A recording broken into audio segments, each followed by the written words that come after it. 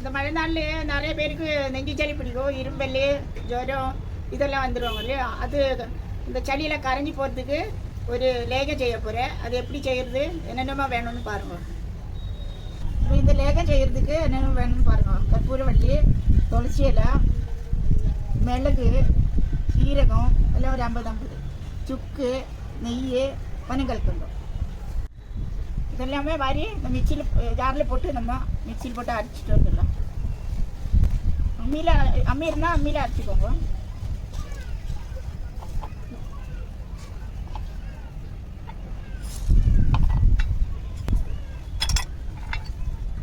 இந்த சுக்கு மட்டும் நம்ம நசுக்கி போடலாம்.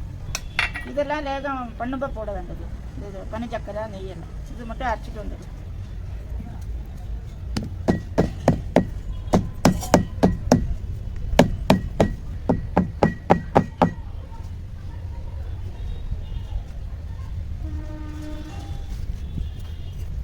கொஞ்சமாக தண்ணி ஊற்றிக்கோங்க இந்த இலையெல்லாம் அரைக்கிறதுக்கு.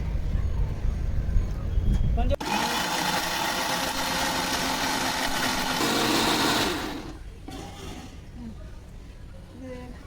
நல்லா ஒரு ஜல்லடை வச்சு நல்லா அரிச்சு எடுத்துக்கலாம்.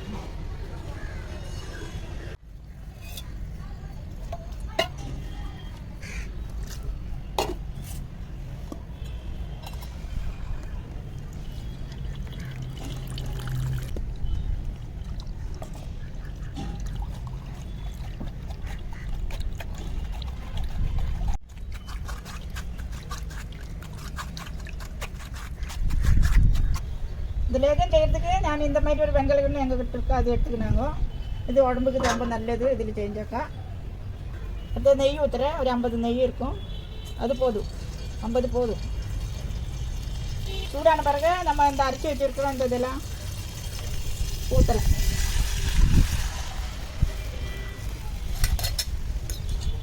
நம்ம ஒரு 100 பனங்கற்கண்டு போட்டுக்கலாம்.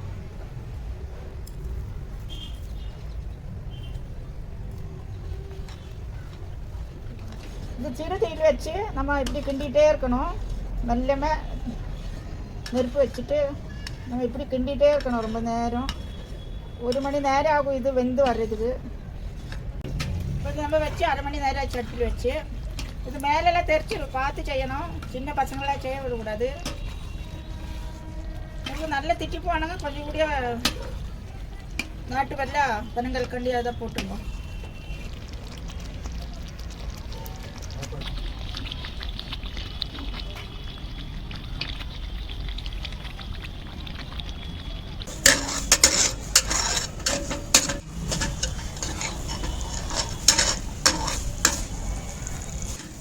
இந்த லேகம் சமைச்சா பார்க்கறதுக்கு இந்த மாதிரி இந்த அடி நல்லா தெரியணும். இந்த பாத்திரத்தோட அடி இப்படி தெரிஞ்சாக்கா இது வெந்துச்சுன்னு அர்த்தம்.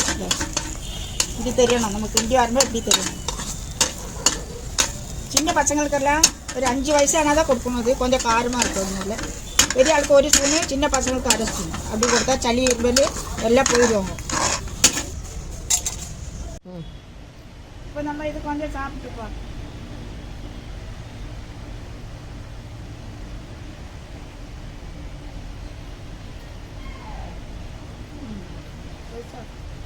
ഇത് കണ്ണാടി പാട്ടിൽ ആക്കി വെച്ചു. ഈറനെല്ലാം ഇല്ലാത്ത കണ്ണാടി പാട്ടിൽ ആക്കി വെച്ചു. 1 മാസം വരെ എടുക്കണം.